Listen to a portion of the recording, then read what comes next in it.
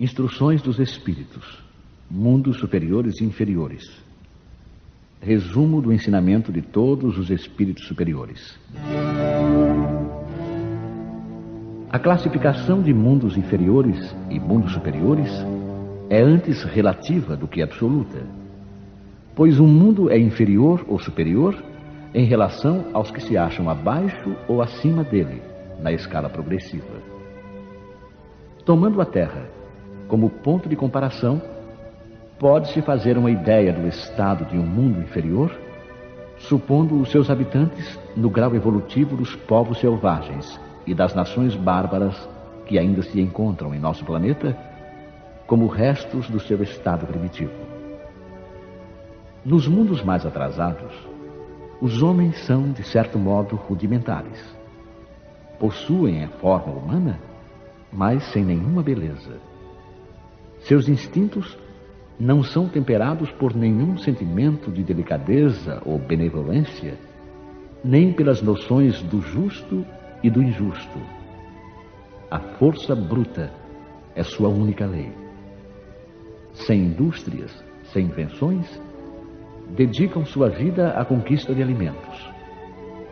Não obstante, Deus não abandona nenhuma de suas criaturas. No fundo tenebroso dessas inteligências, encontra-se latente a vaga intuição de um ser supremo, mais ou menos desenvolvida. Esse instinto é suficiente para que uns se tornem superiores aos outros, preparando-se para a eclosão de uma vida mais plena, porque eles não são criaturas degradadas, mas crianças que crescem. Entre esses graus inferiores e mais elevados, há inumeráveis degraus. E entre os espíritos puros, desmaterializados e resplandecentes de glória, é difícil reconhecer os que animaram os seres primitivos.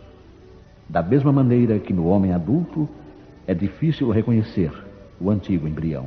Nos mundos que atingiram um grau superior de evolução, as condições da vida moral e material são muito diferentes das que encontramos na Terra.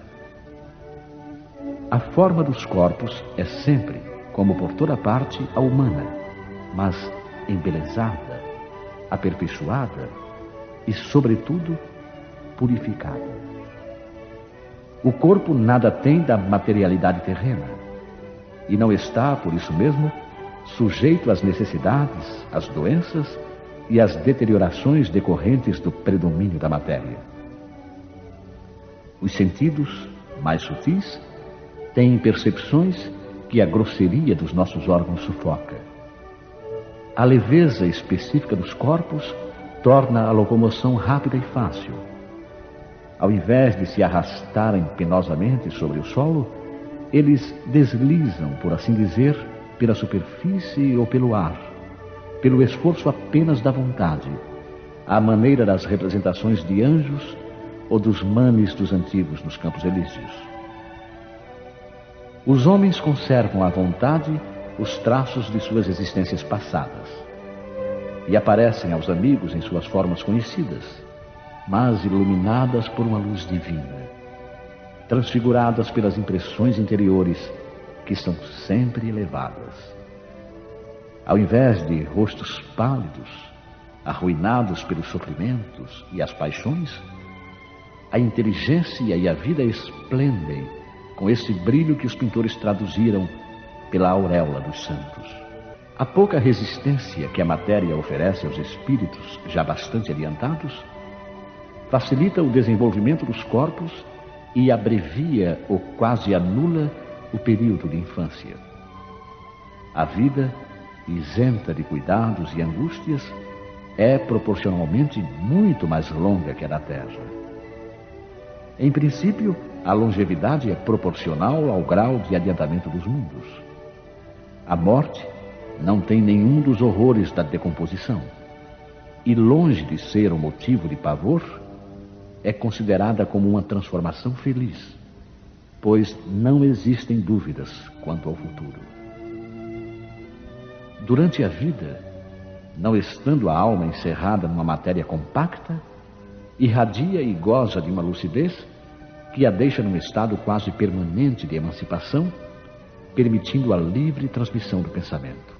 Nos mundos felizes, as relações de povo para povo, sempre amigáveis, jamais são perturbadas pelas ambições de dominação e pelas guerras que lhes são consequentes. Não existem senhores nem escravos, nem privilegiados de nascimento.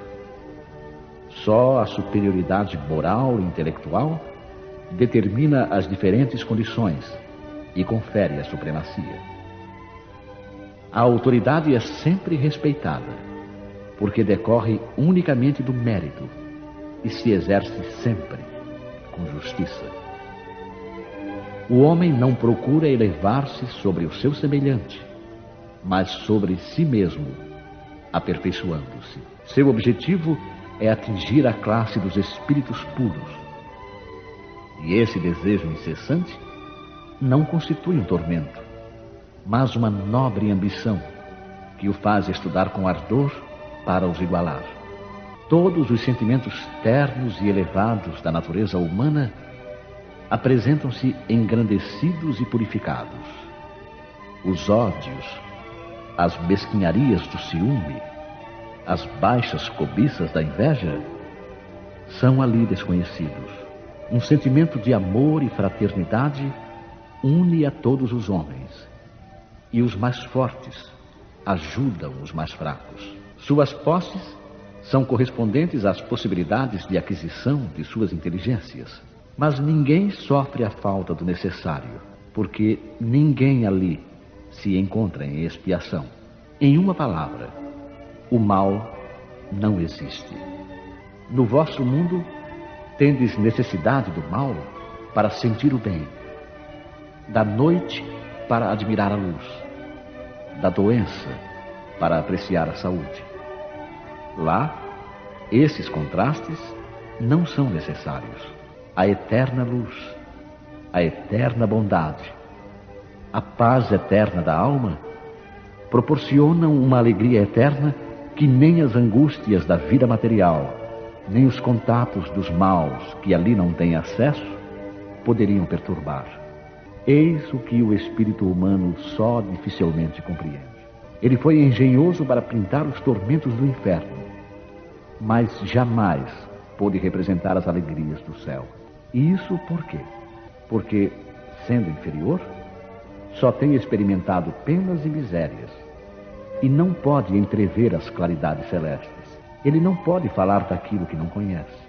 Mas à medida que se eleva e se purifica, o seu horizonte se alarga e ele compreende o bem que está à sua frente, como compreendeu o mal que deixa para trás.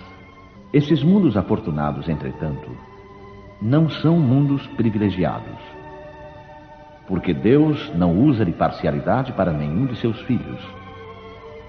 A todos concede os mesmos direitos e as mesmas facilidades para chegarem até lá. Fez que todos partissem do mesmo ponto e não dota a uns mais do que aos outros. Os primeiros lugares são acessíveis a todos. Cabe-lhes conquistá-los pelo trabalho, atingi-los o mais cedo possível ou abandonar-se durante séculos e séculos no meio da escória humana.